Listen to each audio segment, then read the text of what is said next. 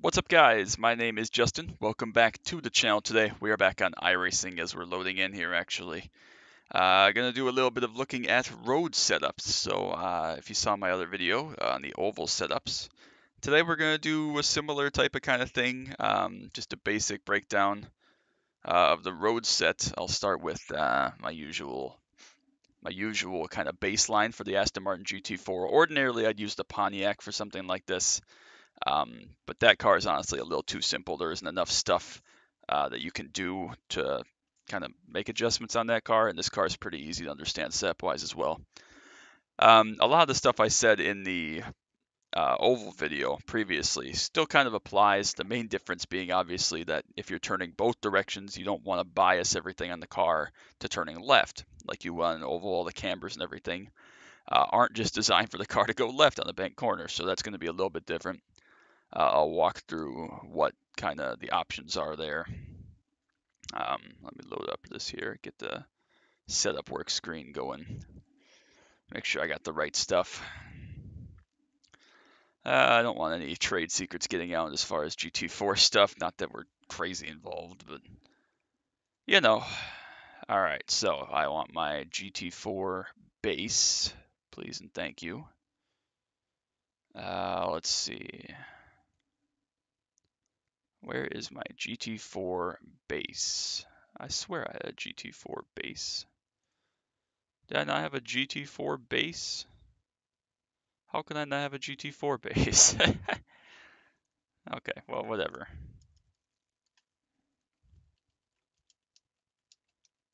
Oh, here it is. Okay, cool. So I do have a GT4 test base. Okay, anyways, so let me find my thing here again. There we go. All right, so we are on the Indianapolis road course because that's what I happen to be running laps on here today. Temp is pretty hot. But anyway, so my base here for the GT4, same deal, just kind of usual temperatures. From other testing, these seem to work well for me. A little hotter in the rear to get those a little stickier. They wear out, but it helps with kind of corner speed to have those worn actually. Same thing, similar thing to the oval side. Less front anti-roll bar is better turn in. Stiffer, which would be like 3 is tighter turn in or understeer. Toe in, same thing on the oval side. More of this is better for turn in, more negative, I should say. Better for turn in, straight line stability. If you wanted to run like 0 or anything like that, that'd be better for tire wear. Dash pages are just kind of a personal preference. We got 3 pages of options.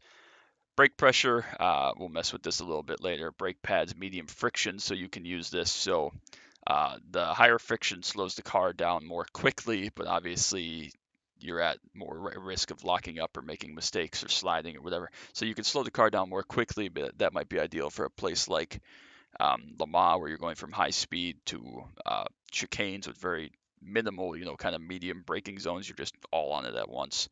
Low friction, you might want a more twisty track like a Suzuka, something where you're on the brakes a lot, just kind of for longer periods of time. Don't want it all just to lock up at once. So that's kind of what that's for. Same thing in the road car like this. We have ABS setting. You can vary how much you want the thing to prevent you from locking up, that type of stuff. Traction control, 0 is off, 11 is max as far as traction control. That's just a preference thing again as well. Similar spring rate theory on a road car to an oval car. I don't know which way we can go. It does change both front springs at once on a car like this, so you have to pick one for your front springs and deal with it. Same thing though, so if we go to drop this way down here to 1370, watch what the corner weights and the ride heights do.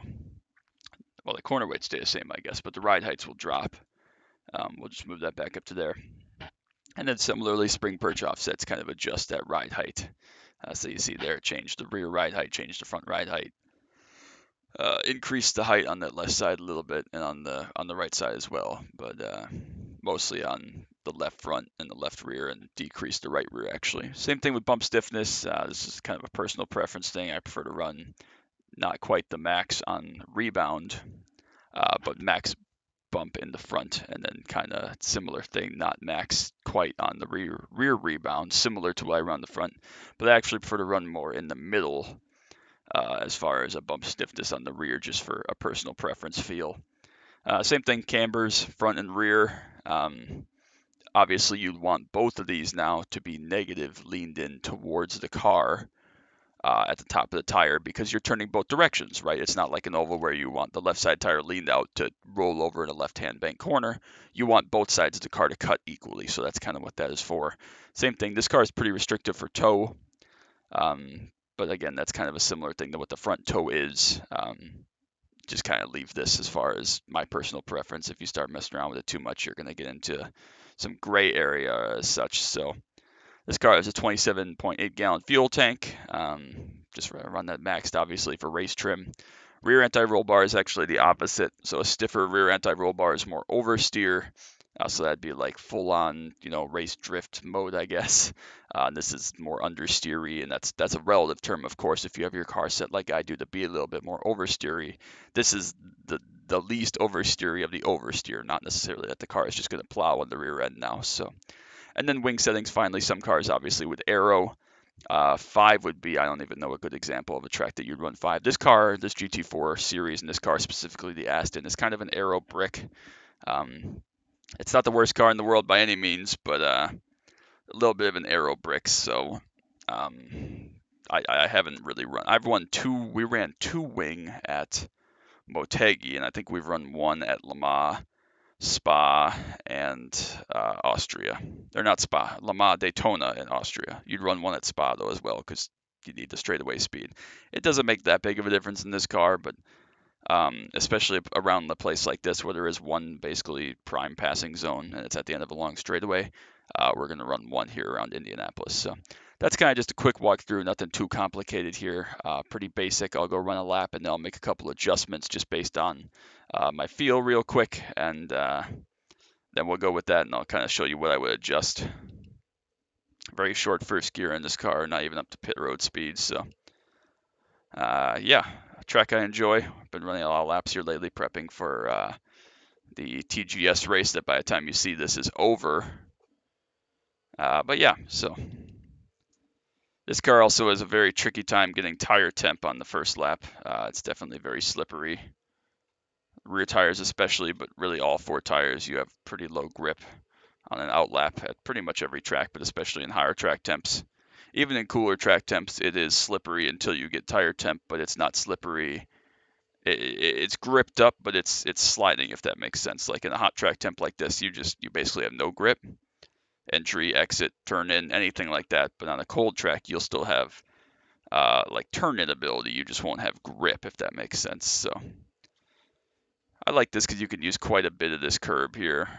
Nothing too crazy. I have gotten a slowdown there in testing before. This is the corner and the last corner as well, where it's really tricky with cold tires. You got to lift out of it there. You will spin out. Stupid that there's no brake marker for this car there. You need to brake before the 300-meter board or whatever that is. This corner is my least favorite corner because, as you can see there with the A-pillar, you're totally blind to the apex. Can't see it at all. We made it. And this corner, like I said, just kind of tricky because you can't be flat, especially on cold tires.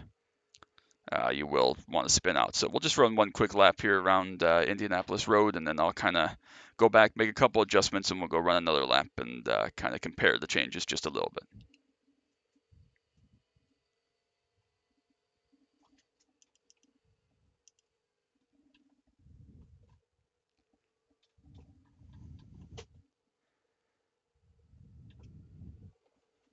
See what I mean?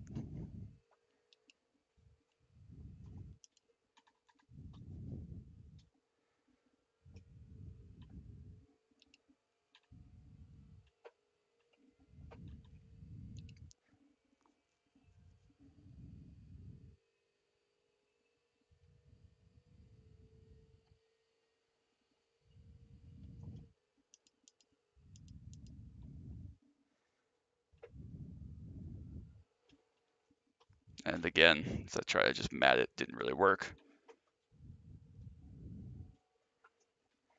It really takes, honestly, about 2 to 3 flying laps before you really get meaningful tire temp in. I mean, we're not crashing here by any means at this point, but I'll probably need at least 1 more flying lap if I was going to do this in like a race simulation before I get comfortable tire temps to be taking any more data. Even this upcoming lap here is probably going to still have a little bit of a cold tire element. You really need 2 flying laps in this car on a track like this to get preferred tire temp in, but this isn't too terrible. What I'm going to do here just as a practice, because I need the practice just in case, is go off at the turn 1 runoff and practice taking that kind of shortcut thing that Ross Chastain made famous. So ignore this part of it. I'm just seeing how long it takes, where to brake for that if I were to miss the corner, that type of thing. So brake at like 200 there. We have to go around these tire barriers. And we got like a 7-second slowdown there and an off track. So good to know. Anyways, so pretty straightforward lap. You saw that cold tires are part of the issue there. But so I might say, I want more tire temp in the rear on an out lap because we have a short run. So let's say this is a 20-minute race instead of a couple-hour race. You might jack up these tire pressures a little bit just to help them warm up, period. The front end I want to cut a little bit more. So let's say we go to negative 5/16 here. I feel like I was understeering on braking. Let's go down to 60% of front brake. And ordinarily, if I didn't know what I was doing exactly here, you might, I want to even these out if I can. Obviously, we lose a little bit of ride height there. Camber's still in the accepted range. If I didn't know what I was doing and what this kind of car reacted to, I wouldn't necessarily make a whole bunch of changes at once as usual.